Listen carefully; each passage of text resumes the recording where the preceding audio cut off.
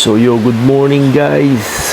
Welcome to my YouTube channel, BHR TV. And today's our third episode ng ating pagbablog dito sa ating BYD Seal 5 Premium na binablog natin siya daily basis hanggat maaari para may pakita sa inyo kung ano yung meron sa kanya para sa mga interested na magkaroon ng EV, hybrid, PHEV cars. So, kagabi, galing tayo ng Batangas. Umuwi na tayo sa Laguna. So, what I observed is yung consumption na ginawa ko sa kanya was I used more on EV last night. Then, HEV, palitan lang. Pero more on EV tayo last night. So, naging consume ko sa kanya last night was pinicture natin 3.4 kilowatts for 80 kilometers. Then 1.6 fuel, which is very good dahil mababa yung fuel. Driving time tayo ng isa't kalahating oras. So you know ba, then yung first part na bumiyahe tayo, nagamit natin siya is nag-ano naman tayo doon, tawag dito, ginamit naman natin doon is more on sa gas. So ito naman yung pakita ko lang sa inyo yung sa more on gas natin. Nag 3.1 liters tayo, galing tayo dito Laguna, papunta naman tayo ng Quezon City. One way yun, isang papunta lang doon. So then ang energy consumption natin was 0.4 kilowatts per hour. Yan, then 3 hours ang biyahe natin. So medyo ang napansin ko sa kanya, pag mataas yung SOC mo, medyo kakain ng masyadong gas. Pero matipid pa rin siya. Hindi pa rin siya yung malakas sa gas. So what I observe is mas magandang gamitin yung HEV compare sa pure EV. So highly recommended and suggested ko is kung halimbawa ang traffic and really the movement is very slow, change to EV ka. Pero if more on moderate naman yung traffic, pwede ka na rin mag-HEV. So yun yung napansin ko sa kanya for 2 days natin gamit na magkasunod. Then this coming Tuesday, babiyahe tayo ng Kalatagan. We're gonna try to camp this car. Subukan natin yung B2L naman. Then update ko kayo dun. So for today's vlog is gusto ko lang pakita sa inyo yung ating nabili sa Shopee na mga accessories. So yung floor matting, vacuum, then meron tayong nabili mga konting kung ano-ano lang. Ito parang alam ko to yung pantanggal ng alikabok to eh. Tapos ito yung towel sa pamunas, mura lang yan. So ito yung magandang nabili natin. So unbox muna natin to guys. So ito yung product guys. Yan, ganyan lang siya. Very simple. Not as I've expected. Akala ko sobrang ganda. Then ito pa yung isa nating nabili. Pamunas. Yan. Then itong basahan. Microfiber. So magpa-car wash muna tayo guys bago natin ikabit yung ating mga bagong 5D matting. Ito lang naman yan sa malapit sa atin eh. Anyway, it's been 3 days naman natin siya nagamit. Ay, car wash. So in 3 days, mild car wash lang sabihin natin sa kanila. Huwag anong car wash, super car wash. Yeah. So 83% EV mode. Ito lang yan sa amin sa Phase 4E. Then isa pa sa napansin ko sa kanya, yung ito niya, charging niya hindi malakas mag-charge. So makikita mo yan dito pag in-auto CarPlay mo, ayan, nagcha-charge siya. May sign ng charging. So hindi siya yung malakas mag-charge, hindi siya yung fast charging na type of charger dito sa nakalagay sa Seal 5 Premium. So yun, luckily wala nagpapa-car wash. So tayo na magpapa-car wash dito. Dito tayo sa 4E JRD. So pinaka-car wash muna natin si Blue. dito. Sabunin mo yan, guys. So, light soap lang pinalagay ko. Ito na sabi ng kapatid mo. Ayan, sa akin sa 4E. Galing maghugas dito eh. Iyak ang bata. Yan, meron din silang ano dito. Ayan. Waiting area, walang tao. Pwede kang tumambay dito. Ito yung lugar nila, office. Parang office to. Pwede ka magkape siguro dyan if you want to drink coffee. Ayan. Ano ito eh, self-drive 4E, rent a car. Ayan, dito yan sa amin, sa Golden. Then, share ko lang sa inyo, no. Napalabas na natin yung ating BYD scan. So, meron na tayong ganyan. Yan, no. Nice. So, very, very useful to, especially if charging ka. Pag sa gabi, pwede mo siyang patayin na lang dito. Yan, nag-charge ka, scheduled. Yan, nag-charge sa sakyan, and ayaw mo nang pumunta doon. Pindutin mo lang yan. Maglalabas siya ng set ng time, tapos mamamatay na yung charging mo. Kung gusto mo i-continue, pindutin mo lang uli. Balik mo na sa ganitong screen, okay na uli yan. Then, kompleto siya. Ayan, nandiyan lahat. Start window, alarm, ilaw, temperature ng aircon, energy consumption, you can check all here. Ayan po, 16 kilometers pa lang takbo na sa akin natin, 5 kilowatts. Mas malakas tayong gumamit ng energy. Tapos, may vehicle positioning din kung saan mo siya makikita. Service, nakalagay din dyan. Pili ka ng lugar kung saan ka magpapaservice. Very useful to. Yan. Yan, nakalagay yung battery percentage, fuel percentage mo as percent, 26%, mababa na yan. Then, it's off. Ngayon, ang naging isa lang cons dito, nabasa natin sa internet, is huwag mo siya gaano i-open palagi ito. Kasi nagpa-function yung sasakyan. Once ni-open mo siya, may parang connected sa sasakyan eh. So, huwag mo siya gaano bubuksan. So, binuksan ko lang to para pakita sa inyo. Then, may Siri na rin siya. Yan. Sabihin mo lang, ganyan. Hi Siri, vehicle position. Sasabihin niya sa'yo. Then, naka-ribbon meta kasi tayo. Yan. Kaya, doon nagsasalita si Siri.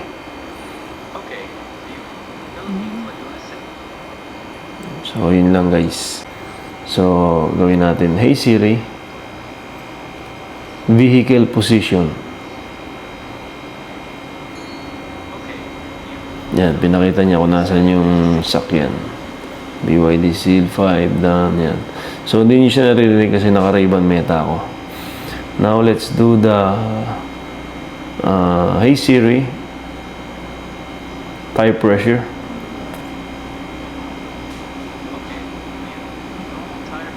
Very good. Sinasabi niya rin kung normal or hindi normal, which is very, very good. So, yan lang yung BYD's app. Very useful, very good. Alright. Tubig na natin yung paghugas. Hindi naman nababasa yung ilalim. Yes, kuya. Okay naman yung tubig, di naman umaano dun sa lalim ng battery. Protected naman yan.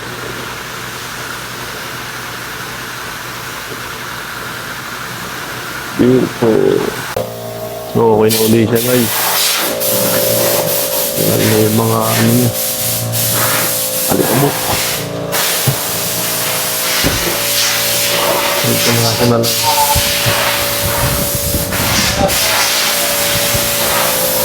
Very nice. Lagyan natin ng visor yung dito.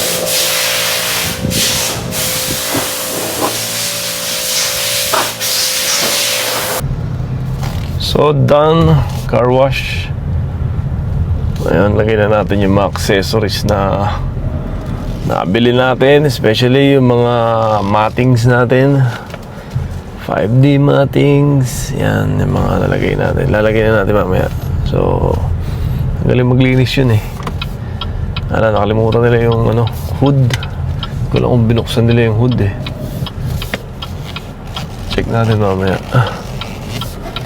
Sa bahay. Kaya muna tayo. So, nalagay na natin yung ating 5D mating and it's very nice. Very nice guys, very nice. Pati sa kabila. Lagyan na. Medyo madilim eh. Kasi madilim tong tint natin. Lagyan na natin sa likod. So guys, dito na tayo sa bahay and done. Nakabit na natin lahat yung dapat ikabit. Nagalamig sa lamin ko. Then, share ko lang yung dito sa ilaw. Na-discover lang natin na meron palang tinatawag na pag pinindot mo to, yan, pag scroll down mo yan, pinindot mo si custom, then you can see this auto dome light. Pag pinindot mo yan, hindi gagana. Then once na pinindot mo yan, binuksan mo yung pinto, wala, iilaw siya. So, it is a good, nice kapag sa gabi na bumiyahe ka, binuksan mo yung pinto, iilaw siya. So, yun lang guys. Meron akong bagong na-discover. Then, screen off, nandyan din siya. Pwede mo siyang patayin dyan. Ito, napapatay din to eh. Hindi ko lang alam kung paano yan. Aralin pa natin.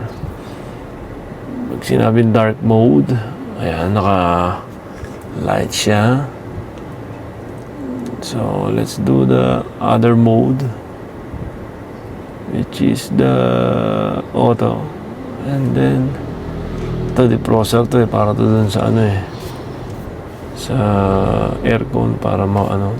Nandito na rin yung mga ibang ano yun. Kung gusto mo siyang iset dyan, pwede ka rin dito. Wireless charging. O gusto mo i-off. So wala siyang wireless charging. Let's try. Hindi magsa-charge. So kung inon mo siya, ring yun, gumagana. So dito rin may magagamit mo rin yung mga ano, functions. Yan. Then kung ano yung mga connected devices, yan, nakakonect tayo, Apple CarPlay. Sa custom, pwede ka mag-add nito, regenerating brake, auto rotate, engine sound simulator. Ito hindi ko alam ito kung ano ito eh, titignan pa natin. Yan, yan lang guys. So kakain muna ako guys. Time check is almost 3 o'clock, first meal natin. Let's go! So, ito yung mga nabili natin, guys. Ito. Lagyan natin sa kotse. And itong microfiber. Ay, ewan ko din. Microfiber ba ito? O parang microfiber. And itong dalawa, suddenly, hindi ko pala siya nagustuhan. So, I might return this. Vacuum, tsaka itong impact rin. Kasi, very low quality siya. Guys, yun. Wala siyang brand. So, with the price and the video na dinemo nila, hindi ganito yung itsura. So, I might return this. Same as this one. Sabi ko, suli ko na lang yan. Pick upin niya bukas. So, ilagay muna natin itong ating trunk matting ng ating Seal 5. Tara!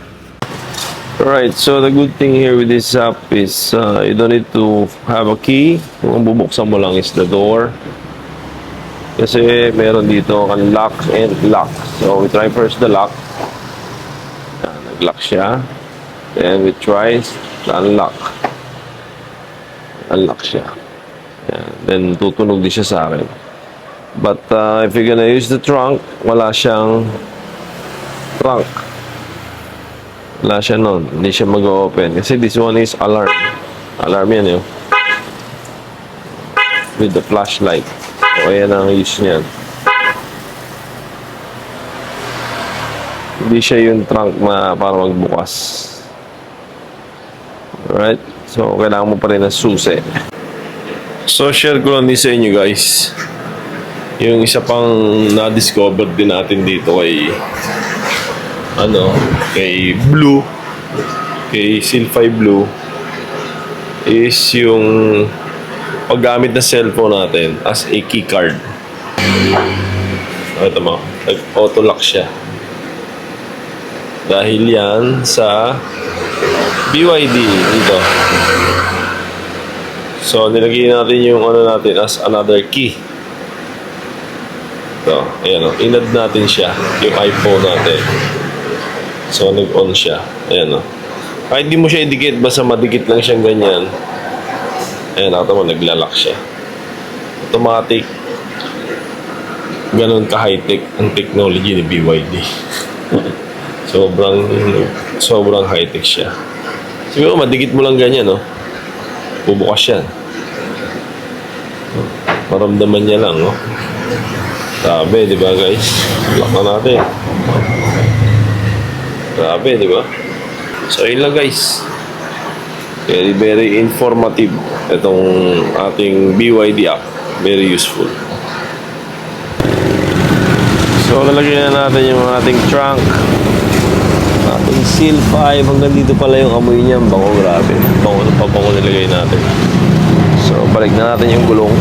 Is ito. Bili na ating gulong na reserva. Ayan.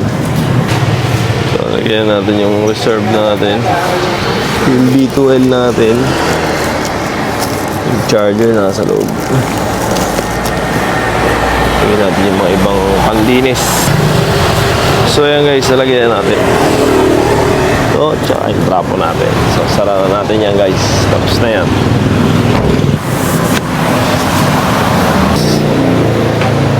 Lagyan natin yung ating mating, all of our mating, nalagyan natin accessories. So, meron pa tayong mga parating na accessories guys. Meron pa tayong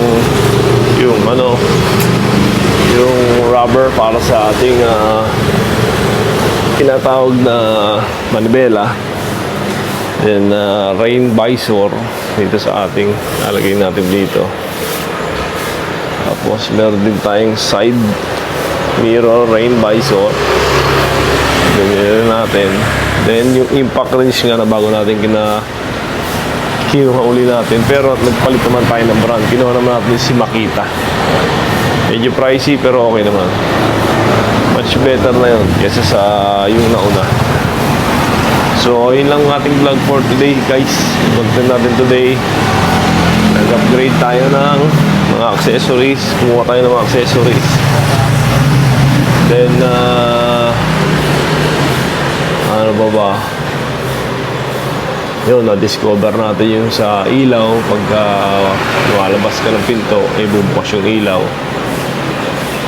Yun lang muna guys. Then update ko kayo sa mga madi-discover pa natin dito sa ating Seal 5 Blue. Seal 5 Blue Premium na ng BYD. Yun lang guys for our vlog for today. Content natin is siyempre yung ating BYD. Again guys, please follow my YouTube channel and thanks for watching. Peace.